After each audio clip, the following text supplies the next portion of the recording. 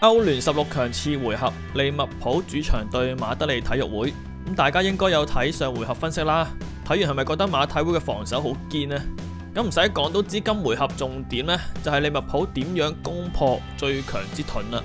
上回合都好多球迷留言提供策略，咁就睇下大家中唔中啦。咁高普今場呢，只作出一個調動啫，就係收起法賓奴，換入張伯倫打右中場。咁張伯倫打右中場嘅好處呢，就係比軒達臣拉邊嘅威脅更大。咁所以目的就好明顯，就係要攻打馬體會嘅邊路啦。咁相反，馬體會人員變動較多，右閘維沙即高換成查比亞，尼古斯移去左中場，高基移到去右中場中，哥利亞拉落嚟打右中場，前鋒就換成哥斯達帕菲力斯。但係整體戰術呢，當然唔會變啦，繼續4-4-2收窄防守。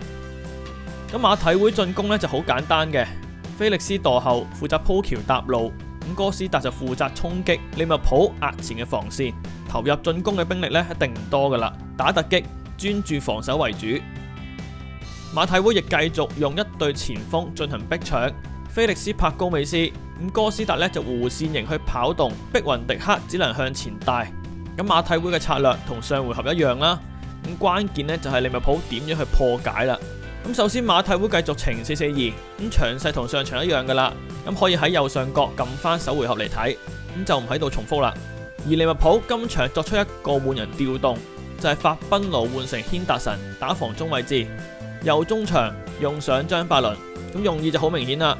咁大家都見到張伯倫嘅位置係走近邊線嘅，目的當然想加強邊路攻力。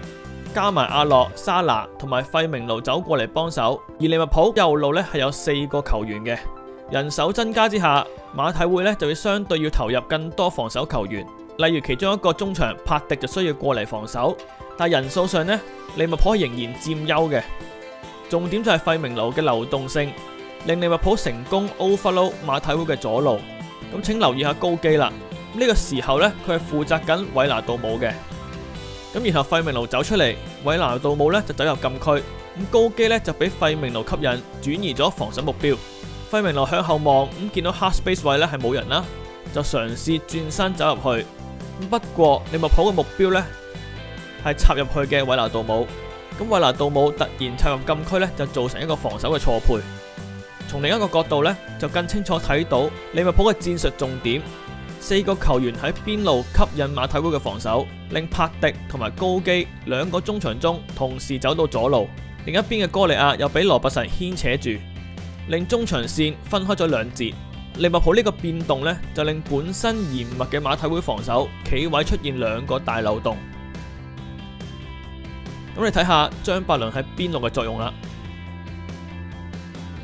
咁首先費明奴回後做支點，吸引馬體會2個中場中包圍，韋拿杜姆乘機擺脫高基防守入禁區。咁另一個重點呢，就係沙拿比首回合企位係更加接近邊線嘅。咁如果大家記得嘅，上回合沙拿呢係通常企喺呢個 half space 位嘅，俾馬體會嘅球員包圍嘅。另一邊嘅文尼呢，就大約都喺呢個地方啦，但係而家呢都唔見咗佢嘅，所以利物浦係明顯將攻力由中路轉移去邊路。目的當然係盡量拉扯馬體會嘅防線啦。再次見到中場中帕迪呢係必須去邊路助手嘅，咁費明奴再走邊拉走高基，咁你就開始見到出現唔少空位啦。咁韋拿杜姆呢就專門後上負責衝頂，沙拿繼續靠邊企。當阿諾準備傳俾沙拿嘅時候呢，洛迪已經準備去壓迫啦。咁然後留意張伯倫，當洛迪走開嘅時候，佢係立即回頭望 half space 位嘅，準備利用洛迪同中堅之間產生嘅空位去落底。而本身防守佢嘅帕迪呢，注意力就去咗個波度，冇留意到張伯倫嘅走動，俾咗少少嘅空間張伯倫去傳中。韋拿杜姆就繼續負責從中路走入禁區迎頂，而文尼呢就一直都喺遠處位，較少走入中間。從另一個角度咧，就更加清楚見到洛迪係點樣俾沙拿拉走嘅。張伯倫再插入 half space 馬體會防守嘅缺口。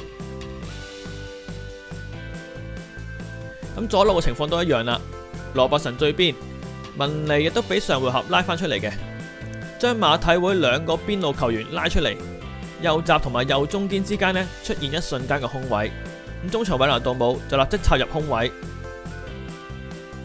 亦都再見到費明奴走過嚟幫手拉馬體會嘅中場帕迪過嚟。咁呢度就清楚見到利物浦兩邊呢係各自形成三角形嘅，然後費明奴就喺中間左右移動去幫手。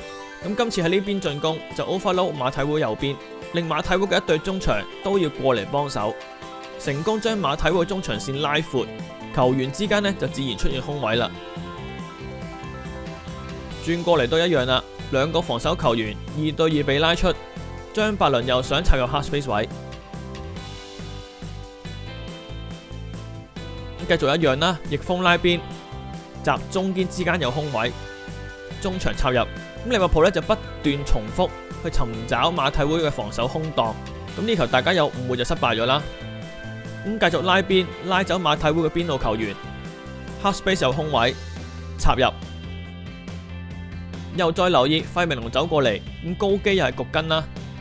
然後重點嚟啦，利物浦一轉邊呢，同樣兩個邊路球員。馬體會兩個走出去對，咁張伯倫已經準備好跑入去，但係啱啱俾費明奴拉走嘅高基呢，根本未趕得切跑翻嚟防守，咁高基呢就走甩晒張伯倫啦。咁呢一球呢就做到上集講嘅不斷去轉邊，然後中間突然一下插入去，令馬體會嘅防守球員呢包唔切嘅。咁然後利物浦嘅入球就係呢一套戰術嘅成果啦。邊路繼續2打2，張伯倫又想走入去，咁高基呢今次係有跟實嘅，咁張伯倫就見到高基喺度呢，就走翻出嚟啦。咁高基又跟翻佢出去，咁利物浦 keep 住喺邊路傳波，馬體會防線 half space 位呢，缺口越拉越闊。咁張伯倫見高基跟咗自己出嚟，就再次加速，用速度壓過高基，從缺口去落底。咁但係除咗張伯倫之外，費明奴都好重要嘅。費明奴係突然離開12碼點，咁又想走到邊路去 overload 啦。咁中場帕迪自然又跟住費明奴啦。咁韋拿杜姆又喺禁區入邊佈住，準備去迎頂啦。咁其實馬體會嘅中堅菲立比呢係見到韋拿杜姆嘅，佢係有指住韋拿杜姆要隊友去 mark 佢嘅。但係中場帕迪已經俾費明奴拉走咗，高基又過咗去邊路幫手。一隊中堅呢面對傳中，又一定要佈住小禁區頂呢個位嘅。咁所以韋拿杜姆呢係變咗冇人看管，而落點呢又真係俾佢揾到韋拿杜姆。咁上半場尾段失波，中場休息，斯蒙尼呢就立即作出微調去回應啦。第一，當然係叫球員跟緊 half space 啲位啦。第二，高基同埋尼古斯係調咗位嘅，本來高基打中場中，而家係轉成打左中場。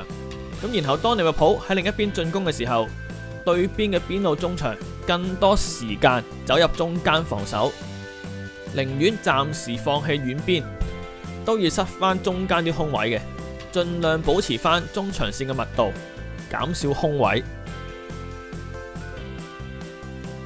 咁利物浦當然係繼續用翻同一招，一轉過嚟，張伯倫就立即入 half space。